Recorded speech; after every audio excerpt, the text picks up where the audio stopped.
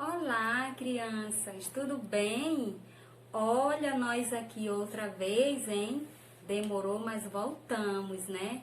Nós estamos voltando das nossas férias, umas férias assim, um tanto diferente, né? Das que nós estamos acostumados a todo ano, mas nós sabemos e nós entendemos que se fez necessário. Então, agora voltando, retornando às nossas atividades, né, de aprendizagem, eu desejo que vocês estejam bem. Eu tô ansiosa, sim, para o nosso retorno presencial, porque eu tô com muita saudade de vocês, mas não nos perturbemos com isso, porque logo, logo nós cremos que o nosso Deus, ele está providenciando tudo para que tudo fique bem o mais rápido possível para nós podermos estar juntos novamente compartilhando, né, de momentos, né, bem prazerosos, como por exemplo, de manhã cedo, dar aquele abraço, né, em vocês, dar aquele cheiro, mas logo, logo. Tá bom, tia Balda já tá falando muito, já tá embargando a voz, porque ela é assim mesmo, sabe? Mas não vou chorar. Então, olhem só, como nós estamos retornando hoje, nós vamos iniciar com a nossa aula de história, de ciências, tá bom? É porque eu tô um pouco emocionada. Mas já já eu me aprumo aqui. Olhem só, o livro de ciências que vocês vão ter hoje a aula. Aí eu vou pedir que vocês abram lá na página 41.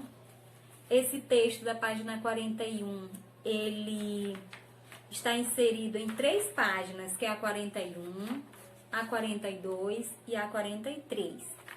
Depois vocês vão poder fazer a leitura na íntegra desse texto, né? Para vocês entenderem bem melhor. Mas eu vou dar uma breve explicação sobre do que se trata e nós vamos poder, né, interagir, ok? Então, nós vamos falar hoje das doenças transmitidas pela água. Sim, aí vocês perguntam, tia, mas a água causa doença na gente? Sim, causa sim. Nós falamos lá atrás, em outras aulas, que para a gente consumir uma água, para ela ser considerada própria para o nosso consumo, ela tem que ser tratada, né? Ela tem que passar por processo de filtração, por processo de fervura, né? Às vezes, para poder ficar apta para o nosso consumo. Dessa maneira, a água, ela não nos fará mal, ela só vai nos trazer benefício, né?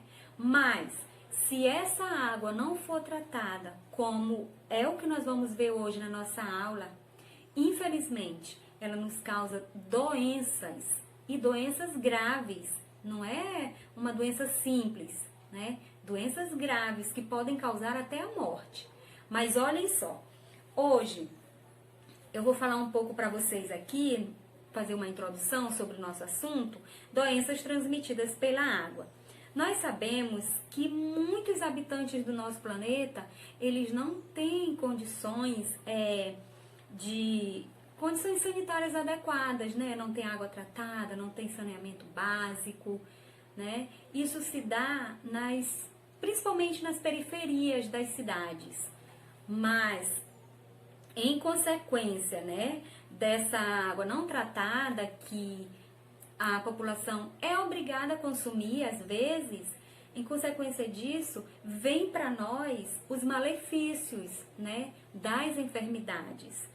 E justamente causada pela água contaminada.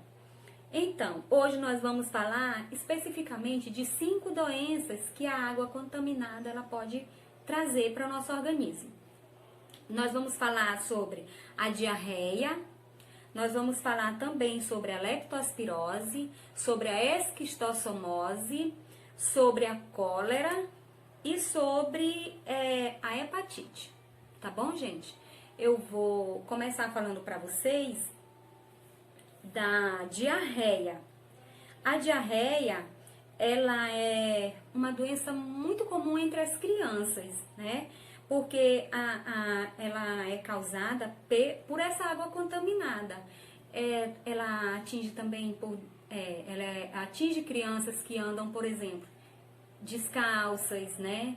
Que tem contato com a água contaminada, que ingerem essa água não tratada e causa essa doença, diarreia. E essa diarreia, os sintomas dela dores abdominais muito fortes, né? E dores de cabeça e causando a evacuação, né? Com frequência, né? Que são as fezes. Então, ela é denominada de diarreia. Nós vamos ver uma outra doença que é a leptospirose. E a leptospirose, ela é causada por uma bactéria transmitida através da água contaminada também. E essa água contaminada por xixi de animais, como cachorros, mas principalmente pelo xixi do rato. Isso acontece muito, gente, quando tem, por exemplo, grandes enchentes, no caso de uma chuva muito forte, né? E depois fica a enxurrada descendo, levando, e ali se acumulam todas as sujeiras, elas se aglomeram. E as pessoas são obrigadas a saírem de casa quando essa cheia fica, né, por algum tempo. As pessoas são obrigadas a saírem de casa e a pisarem nessa água.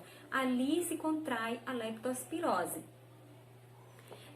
E os sintomas dessa leptospirose são também dores abdominais, diarreia também, vômitos, né, dores musculares. É muito ruim, gente. Então, se a gente puder evitar, melhor para nossa saúde. Nós vamos também ver a esquistossomose. Ela também é chamada de doença do caramujo. Ela é causada por parasitas também, né? E ela se dá pelo contato com a água contaminada. Vejam só que nós estamos falando de doenças que acontecem, né, que nos contaminam exclusivamente pela água contaminada, né, gente? Então, a esquistossomose, ela também é uma doença que contamina através da água, né, da água suja, da água não tratada. E os sintomas dela também não é diferente dos sintomas das outras, é diarreia. Geralmente essas doenças, elas vêm com diarreia, todas elas vêm com diarreia. Dores de barriga, né? O aumento do volume da barriga, porque essa doença também, ela pode ser chamada de barriga d'água. É uma doença que cresce a barriga, né? Através do aumento da barriga, a gente vai percebendo que essa doença tá instalada ali, né, na pessoa. E nós temos também a outra, que é a hepatite. E a hepatite, ela é basicamente uma inflamação no fígado da pessoa. Ela começa com essa inflamação no fígado da pessoa. E nós vamos notar aqui que existem 6 tipos de hepatite. 6. Hepatite A, hepatite B, hepatite C, hepatite E, hepatite D e hepatite G. Então, são 6 tipos de hepatites que a água contaminada traz, né, de malefício para o nosso organismo. E os sintomas da hepatite, né, diferente um pouco dos sintomas das outras que nós já citamos, ela a pele da pessoa fica muito amarelada, os olhos, o branco, né, do olho da pessoa fica muito amarelado. E a essa característica amarelada da pele e dos olhos, nós vamos chamar de icterícia. É o nome que a gente dá para esse efeito que a hepatite causa no nosso organismo, né? E visivelmente na nossa pele e nos nossos olhos, né? E como quinta e última doença, né, das 5 que a gente está falando, nós temos a cólera. E a cólera, ela também é uma infecção intestinal e ela é causada por uma bactéria, né? Que ela vem causando diarreia, vômito em abundância mesmo, gente. Então, é muito importante que quando isso acontece, quando a pessoa é acometida da cólera, é muito importante que tenha que ser feita a reposição de líquido, né, no organismo dessa pessoa, né? Porque a pessoa fica desidratada, assim como as outras também, né? Mas especificamente falando da cólera, a pessoa fica com desidratação. E a reposição, né, de líquido, de água no nosso corpo vai ajudando a expulsar e a melhorar o nosso organismo quanto a essa doença.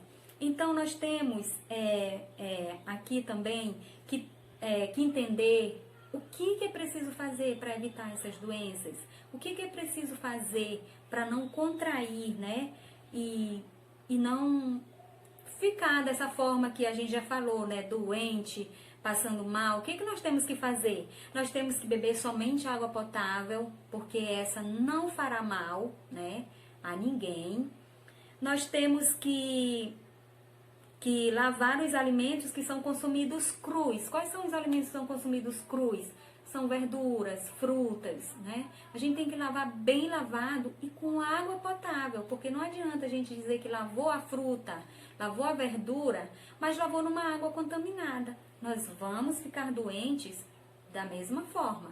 Então, nós temos também que evitar o contato com banhos, né, em rios, né, em represas. Nós temos que evitar, porque isso acontece também quando a gente lava alguma parte do corpo da gente em algum rio desse, contaminado, nós também vamos contrair as doenças. Então, é muito importante. E uma coisa mais importante ainda que eu quero falar para vocês sobre a hepatite, que eu não havia falado lá atrás, mas que uma pessoa que já teve hepatite uma vez, ela não poderá mais ser doador de sangue. Não pode, mesmo que ela esteja curada da hepatite, mas ela nunca mais vai poder ser doador de sangue. Por quê? Porque muitas vezes o vírus continua, né, no corpo, mesmo que este não apresente sintomas, mas muitas vezes ele está lá, sabe? Não significa que a pessoa continua com a hepatite, mas muitas vezes o vírus continua lá, né? Então, por isso, não é aconselhável nem permitido que essa pessoa seja um doador de sangue, porque senão vai prejudicar a vida de quem vai receber esse sangue, né, gente? Então, fazendo essa revisão da nossa aula, eu espero que vocês tenham entendido bem e nós vamos tentar fazer a nossa atividade, que ela está constando lá nas páginas 44 e 45 do nosso livro de ciências. E eu vou dar um tempo para vocês, né, alguns minutos para vocês irem lá, lerem direitinho, tentarem responder. Vocês vão conseguir.